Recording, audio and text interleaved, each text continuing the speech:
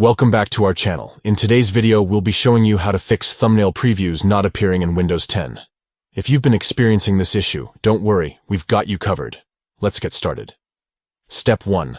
First, open File Explorer by either clicking on the folder icon on your taskbar or pressing the Windows key and E on your keyboard. Step 2.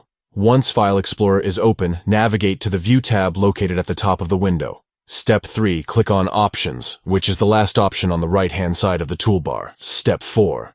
In the folder Options window that appears, switch to the View tab. Step 5. Scroll down until you find the option that says, Always show icons, never thumbnails. If the box next to it is checked, make sure to uncheck it by clicking on the checkbox. Solution 2.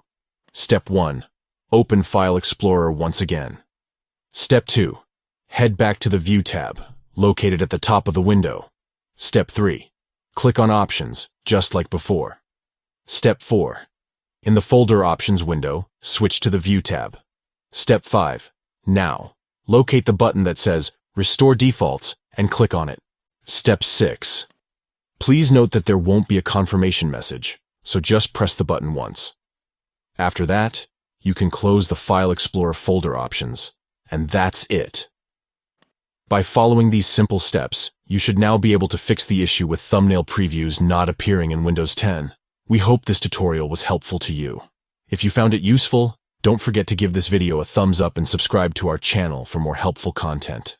Thanks for watching, and we'll see you in the next VID.